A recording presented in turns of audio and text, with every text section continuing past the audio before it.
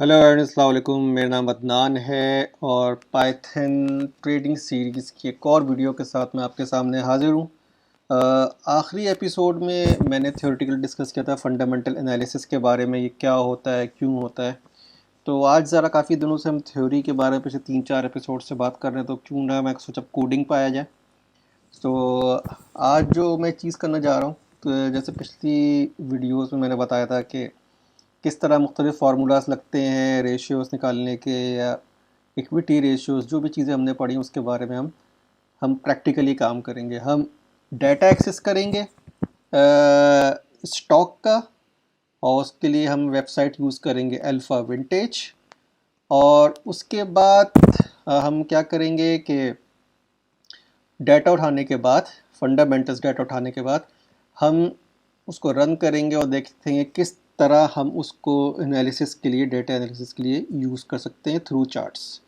तो चलें स्टार्ट करते हैं विदाउट वेस्टिंग टाइम। एक चीज़ मैं बिल्कुल क्लियर कर दूं, मैं यहाँ पे बिल्कुल ABCD नहीं सिखा रहा कि किस तरह कोड लिखते हैं, किस तरह फंक्शन लिखते हैं। मैंने ऑलरेडी प्रोग्राम लिखा हुआ है और वक्त बचाने की खातिर मैं सिर्फ उसको मेन जो चीज़ें वो डिस्कस करूँगा आपसे। तो बस इस बात का ख्याल रखें, ये पाइथन की बिगनिंग सीरीज़ नहीं है। अगर आप पाइथन नहीं आती है आपको, तो मेरे प्लेलिस्ट बनी हुई है, वहाँ पे जाके आप उसको सीख सकते हैं। चलें जी स्टार्ट करते हैं। हमारा काम ये है, हम अल्फ़ा विंटेज एक वेबसाइट है, अल्फ़ा विंटेज वेबसाइट जैसे और दूसरे प्लेटफॉर्म अवेलेबल है, कॉन्डल, polygon.io, ये आपको एक सिंगल प्लेटफॉर्म प्रोवाइड करते हैं आपको क्रिप्टो का और स्टॉक का और कम्युनिटी मुख्तलिफ डाटा का एक तरह प्रोवाइड करते हैं। उसकी API प्रोवाइड करते हैं कि बजाय आप मुख्तलिफ वेबसाइट्स पे जाके आप डाटा उठाएं, आप डायरेक्ट अल्फ़ा विंटेज पे जाके डाटा उठा सकते हैं। मैं अभी फ़िलहाल अल्फ़ा विंटेज नहीं सिखा रहा। अल्फ़ा विंटेज का सिर्फ एक मुख्तसर सा मैंने एक इंट्रो दिया है। मेन मकसद ये है कि डाटा किस तरह एक्वायर करते हैं, और फिर होपफुली इंशाल्लाह बाद में आने वाली वीडियोस में अल्फ़ा विंटेज को मज़ीद डिटेल पे जाएंगे। तो चलिए लेट्स स्टार्ट करते हैं। एज़ यूजुअल पहला काम ये कि चीज़ों को इंपोर्ट्स करना। मैं यहाँ पे जुपिटर नोटबुक इसलिए इस्तेमाल कर रहा हूँ कि ये एक्सप्लेनेशन करने में आसानी होती है, चार्ट्स वगैरह बनाने में आसानी होती है। तो उसके लिए बजाय कि मैं डायरेक्ट कोड लिखूँ पाईचार्ट में जाके, वो शायद समझ में ना आए आपको। ठीक है जी, तो चलें हम पहले सारे इंपोर्ट्स कर लेते हैं। अल्फ़ा विंटेज पे जब आप सब्सक्राइब हो जाएंगे, रजिस्टर्ड हो जाएंगे, तो आपको API की प्रोवाइड करता है। और मेरे पास ऑलरेडी API की, ऑलरेडी इसको मैं रजिस्टर हुआ हूँ, मुझे API की मिली हुई है। तो आफ्टर दिस हम दो डिफरेंट किस्म की डाटा उठाएंगे, बैलेंस शीट का डाटा उठाएंगे, ठीक है, और इनकम स्टेटमेंट का। तो सबसे पहले मैं बैलेंस शीट का दिखाता हूँ कि बैलेंस शीट पे किस तरह ये बैलेंस शीट का फंक्शन है कि किस तरह बैलेंस शीट का डाटा उठाए। ये देखिए अल्फ़ा विंटेज की ये API है। अल्फ़ा विंटेज को आप जो भी फंक्शन कॉल करेंगे, ये फंक्शन यहाँ पे उसको रन कर देगा। फंक्शन नेम बैलेंस शीट है, अल्फ़ा विंटेज का अपना है, वहाँ पे आप डॉक्यूमेंटेशन में जाके देख सकते हैं। मैं इसको अगर रन करूँ और मैं बिफ़ोर के मैं सारे फंक्शन वगैरह करूँ, मैं एक सेक्शन बना देता हूँ और उस सेक्शन का नाम है मेन। इसकी टाइप मैंने मार्कडाउन सेट की, तो ये मेन सेक्शन स्टार्ट हो गया। तो मैं यहाँ पे सिंबल मैं ले रहा हूँ एप्पल। ये एप्पल आप अपनी मर्ज़ी कोई भी ले सकते हो, और मैंने यहाँ पे बैलेंस शीट को ये कर, और बैलेंस शीट को मैं यहाँ प्रिंट कर लेता हूँ। इसको रन करते हैं।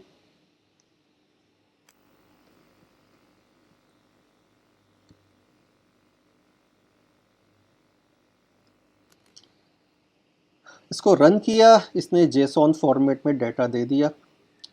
जेसॉन फॉर्मेट पे एक्चुअली API रिटर्न कर रही है। मैंने क्योंकि रिक्वेस्ट लाइब्रेरी यूज़ कर रहा हूँ, तो ऑलरेडी मैं इसको जेसॉन कन्वर्ट करके एज ए डिक्शनरी इसको रिटर्न कर रहा हूँ। तो ये मल्टीपल बैलेंस शीट्स रिटर्न करता है। ये हमें जो मकसद है, हमें सिर्फ लेटेस्ट वाले से मकसद है। ये देख रहे हैं 2020 की है, 2021 की है और 2022।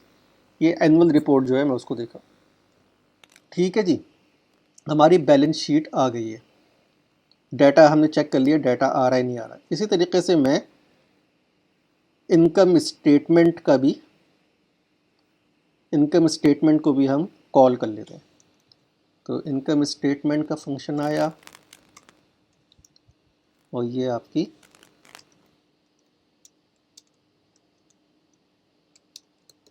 Income statement. ठीक है, इनकम स्टेटमेंट को भी हम यहाँ पे इसको रन करके देख लेते हैं।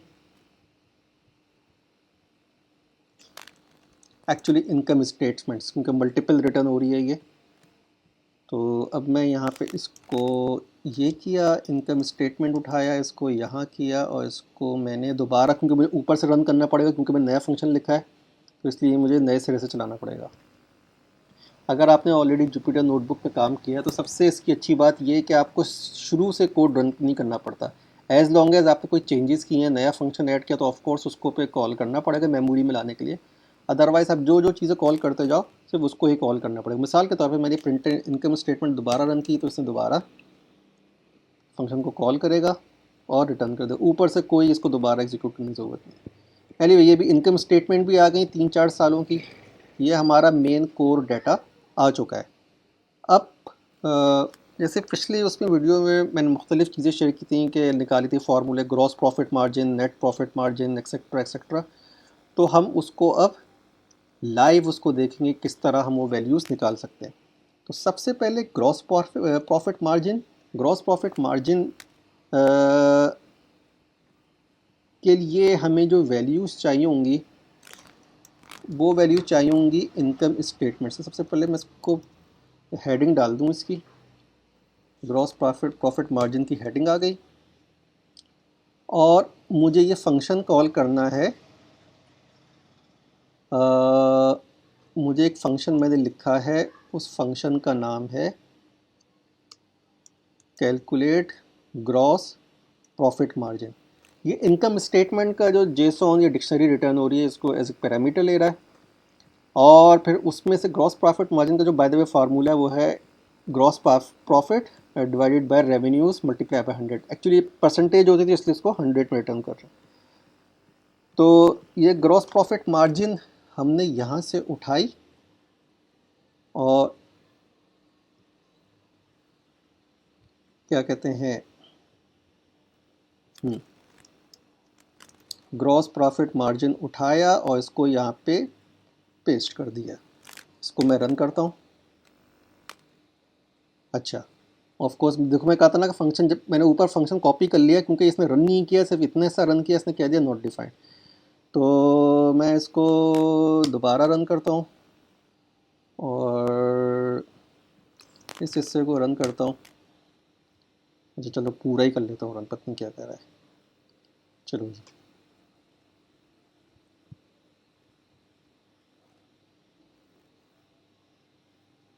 Income statement. अच्छा, कॉपी पेस्ट करने में मुझसे एक चीज़ रह गई। ये तो इनकम स्टेटमेंट्स रिटर्न कर रहा है, हमें सिर्फ एक इनकम स्टेटमेंट का जो लेटेस्ट है उसका निकालना है। तो ये हो गई इनकम स्टेटमेंट लेटेस्ट वाली। इसी तरह इससे पहले मैं गलती करूं, मैं बैलेंस शीट के साथ भी यही कर लेता हूं कि मुझे जो है वो लेटेस्ट चाहिए। लेटेस्ट मतलब जो पिछले साल की है, अब तक 2023 का तो एंड नहीं आया है। अब मैं इसको रन करता हूं ओवरऑल।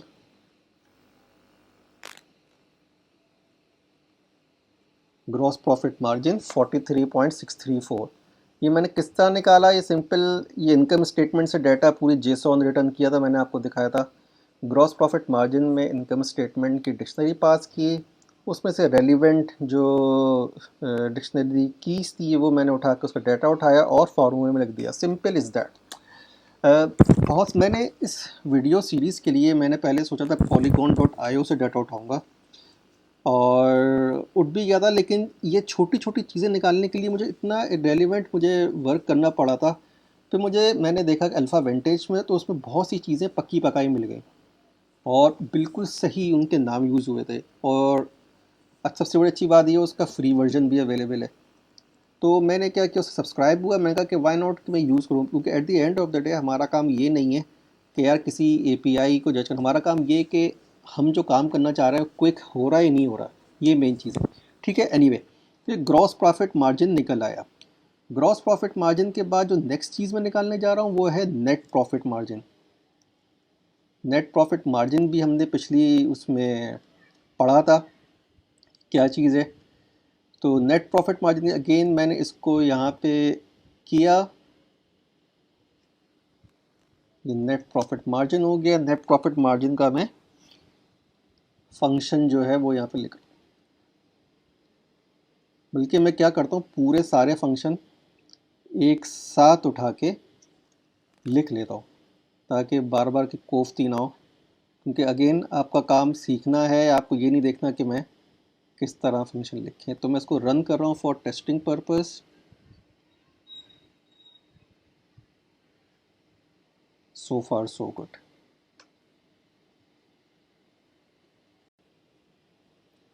अच्छा, अब जो चीज़ करने जा रहे हैं वो है net profit margin. Net profit margin का फार्मूला क्या है, वो भी सिंपल सा ही है, net income divided by revenue multiply by 100। तो ये फार्मूला है, इसको मैं कॉल करता हूँ, ये भी नेट प्रॉफिट मार्जिन को उठाया और 25 इससे नेट प्रॉफिट मार्जिन रिटर्न कर दिया। नेक्स्ट स्टेप क्या है, नेक्स्ट स्टेप है करंट रेशियो। करंट रेशियो के लिए हमें बैलेंस शीट का डाटा चाहिए होगा कि बैलेंस शीट से जो डाटा रिटर्न हो रहा है उसको हमें इस्तेमाल करना है। तो हमने ऑलरेडी बैलेंस शीट ऊपर डिफाइन की हुई है, उससे एक सिंगल बैलेंस शीट भी रिटर्न की हुई है, तो उसको हम सिंपल रिटर्न करते हैं। इससे करंट रेशियो रिटर्न कर दिया 0.448। उसके बाद क्विक रेशियो, जिसको एसिड टेस्ट रेशियो भी कहते हैं, उसको भी देख लेते हैं कि किस तरह होता है। मैं नई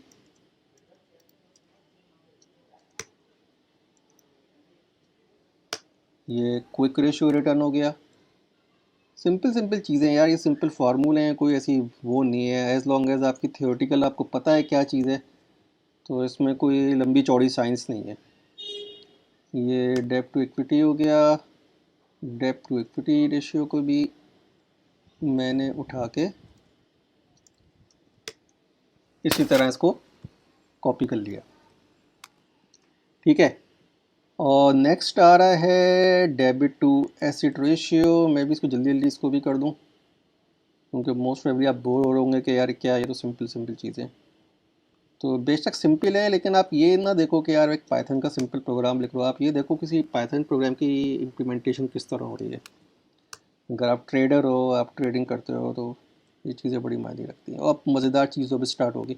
अब तक तो सिंपल सिंपल फार्मूले लग रहे थे, हम देख रहे थे कि यार वो किस तरह वो हो रहा है, क्या कहते हैं, रिटर्न हो रहा है, वैल्यू रिटर्न हो रही है। लेकिन एज ए ट्रेडर हम हर चीज़ ये नहीं देख सकते कि यार उसको न्यूमेरिकल फॉर्म में, कभी कभी हमें इसकी विजुलाइजेशन भी ज़रूरत होती है। तो अब जो मैं चीज़ करने जा रहा हूँ वो है विजुलाइजेशन, यानी कि मैं चार्ट्स बनाना चाह रहा हूँ मुख्तलिफ जो हमने फार्मूले ऊपर यूज़ किए। सबसे पहले ग्रॉस प्रॉफिट मार्जिन है।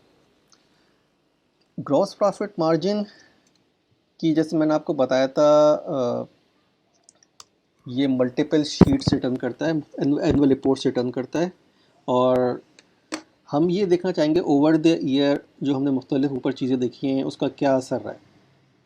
तो मैं क्या कर रहा हूँ, मैंने सबसे पहले ग्रॉस प्रॉफिट मार्जिन का एक चार्ट बनाते हैं। लेकिन चार्ट वो उसी वक्त बन सकता है कि जब हमारे पास सारी वैल्यू हों। ये मैंने लूप चलाया और ये मुख्तलिफ वैल्यूज़ आ गई, 2022 में इतना था, 21 में इतना था, परसेंटेज था, ये चीज़। अब मुझे इसको सिंपल एक चार्ट में कन्वर्ट करना है। उसको किस तरह कर सकता हूँ, उसको सबसे पहले वैसे तो आप मैट प्लॉट लिप को डायरेक्ट लगा सकते हो, बट मेरा मकसद यहाँ पे मैट प्लॉट लिप सिखाना नहीं है। मेरा मकसद यहाँ पे आपको ये बताना कि किस तरह ये इम्प्लीमेंट करते हैं जो आपने लर्निंग की है। ये मैंने इसको डाटा फ्रेम में कन्वर्ट कर लिया इस डिक्शनरी को। अब मुझे सिर्फ क्या करना है, मुझे एक प्लॉट बनाना है और इसको उसकी वैल्यूज़ देखनी है। ठीक है, ये मैंने प्लॉट रन किया और ये इसने प्लॉट रिटर्न कर दिया कि 2030-22 में इतना था, 21 में इतना था, 18 में इतना था।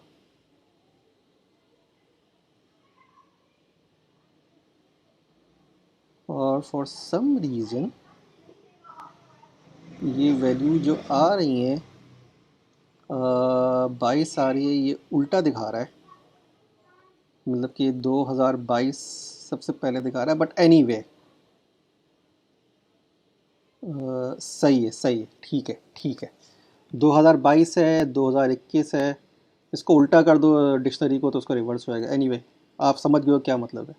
Gross profit margin over the years कितना हुआ, तो इससे अंदाज़ा होता है कि एप्पल का जो ग्रॉस प्रॉफिट है 2018 से ऊपर बढ़ा ही है। तो नेक्स्ट उसमें आता हूँ मैं, नेक्स्ट मैं नेट प्रॉफिट मार्जिन में करता हूँ, और नेट प्रॉफिट मार्जिन के भी इसी तरीके से ही होगा। नेट प्रॉफिट मार्जिन भी इसी तरीके से होगा। इसको मैंने मार्क डाउन किया, हेडिंग डाली,